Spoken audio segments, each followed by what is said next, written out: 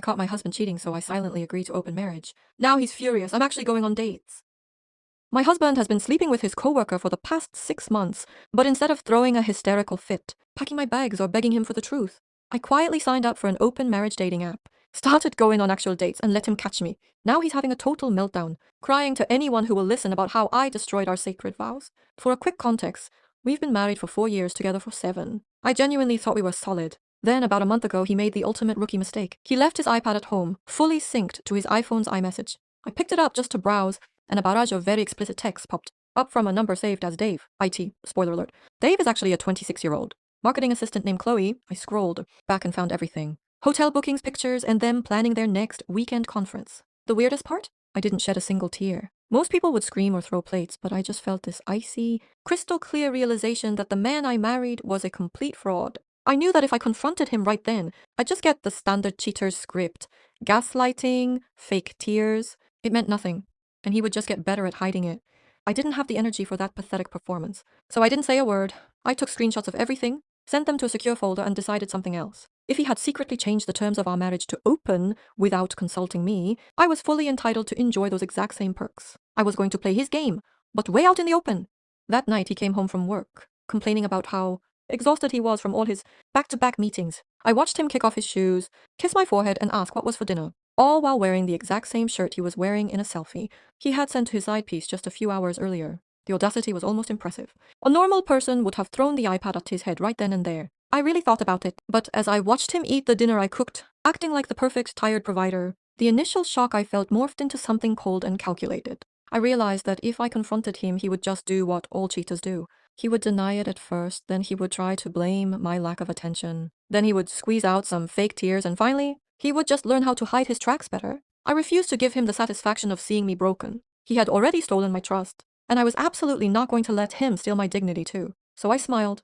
I asked about his day. I played the role of the loving, oblivious wife flawlessly for the next few days. Meanwhile, a completely different reality was taking shape in my head. If he thought the boundaries of our marriage were suddenly optional, who was I to disagree? He wanted the thrill of being single while keeping the cozy safety of a loyal wife at home. But he forgot that I could play that exact same game, and I could play it much better. By the end of the week, I had downloaded a dating app specifically geared toward ethical, non-monogamy, and open marriages. I made a very deliberate choice not to hide anything. I didn't use a fake name. I didn't blur my photos or crop out my face. I uploaded my absolute best pictures, the ones where I looked vibrant and alive. For my bio, I kept it brief and honest, stating that I was a married woman exploring a newly opened relationship and looking for fun. Then I hit publish. My phone practically started melting within the hour. For years, I had poured all my romantic and emotional energy into a man who was secretly giving his best self to someone else. Feeling that sudden, overwhelming rush of attention from attractive, interested men was exactly the kind of fuel I needed to push my plan forward. The shift in my mindset was total and permanent. I wasn't going to be the tragic victim of his infidelity. I was now an active participant in an open marriage that my husband just didn't realize he had started.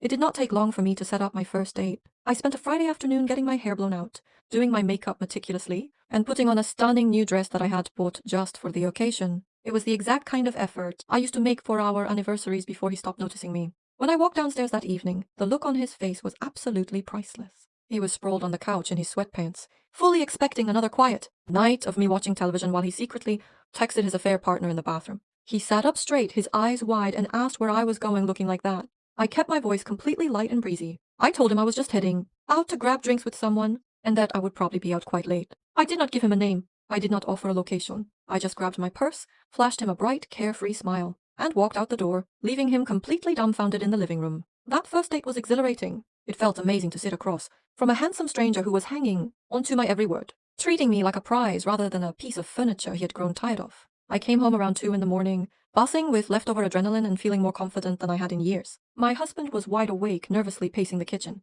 He immediately demanded to know why I was so late and why I smelled strongly of expensive men's cologne. I casually brushed past him, faked a yawn, and vaguely mentioned that the bar was crowded and I had ended up chatting with some very interesting people. Over the next few weeks, I turned our house into my own personal psychological playground. I started going out on a regular basis, coming home at all hours of the night. I would sit on the couch right next to him, giggling at notifications on my phone, intentionally tilting the screen away whenever he tried to peek at what I was doing. I bought new lingerie and carried myself with a kind of untouchable, radiant energy that drove him insane. The sheer irony of the situation was absolutely delicious. The man who was actively carrying on a 6-month affair was suddenly turning into a paranoid, insecure mess.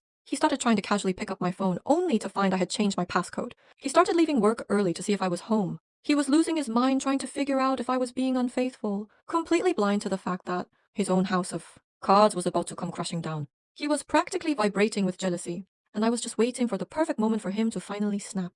The inevitable explosion finally happened on a Thursday night. I walked in from a fantastic dinner date feeling great, only to find him standing in the middle of the living room with his face completely red with absolute rage. He did not even wait for me to take my coat off before the accusations started flying. He screamed that he had tracked my location. He yelled that he knew I had been at a fancy restaurant and demanded to know who I was with. For 10 uninterrupted minutes, he paced the floor, delivering a passionate, wildly self-righteous lecture about the sanctity of marriage. He called me selfish, immoral, and deceitful. He accused me of destroying our sacred vows and deeply betraying his trust. He aggressively pointed his finger at me, playing the role of the devastated, heartbroken husband so perfectly that the sheer hypocrisy of it all was actually mind-blowing. I just stood there, leaning casually against the doorframe, letting him completely exhaust his lungs. I did not cry, I did not flinch, and I certainly did not try to defend myself. I just watched him dig his own grave, when he finally ran out of breath, his chest heaving as he demanded an explanation for my disgusting behavior. I slowly reached into my oversized purse. I pulled out a thick, heavy manila folder that I had been carrying around for weeks.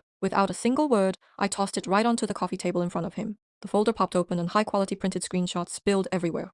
There were glossy photos of him and his coworker, detailed itineraries for their secret weekend getaways, and pages upon pages of the incredibly explicit text messages he had been sending her for the past 6 months. I kept my voice completely steady and quiet, contrasting his unhinged screaming. I explained that there had clearly been a massive misunderstanding on his part. I told him that I honestly assumed our marriage had been automatically upgraded to an open relationship the exact moment he decided to start booking hotel rooms with Chloe from marketing. I calmly clarified that I was not destroying our marriage at all, but rather I was just eagerly participating in the new dynamic he had so graciously established for us, and it was a shame he was suddenly so upset about his own rules.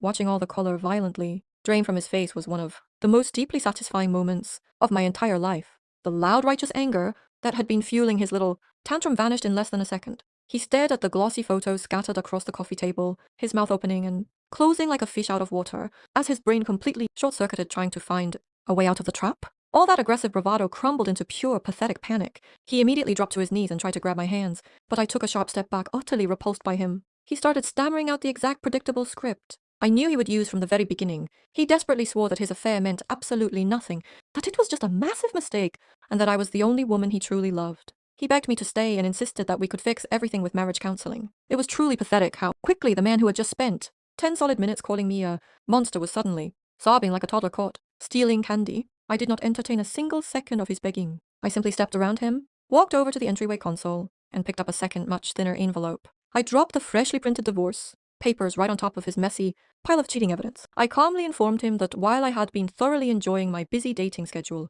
my attorney had been equally busy drafting those documents. I told him he had until the end of the week to pack his bags and get out of the house, considering the deed was solely in my name anyway. I grabbed an overnight bag. I had already packed and spent the rest of the weekend at a beautiful boutique hotel with the incredibly charming man I had been seeing for the past 3 weeks. My soon-to-be ex-husband has been relentlessly blowing up my phone with long, agonizing paragraphs of apologies, but I have not read a single one. I refuse to feel even a fraction of an ounce of guilt. He genuinely thought he could play me for a naive fool, but instead, he handed me the absolute perfect exit strategy and the most fun I have had in years.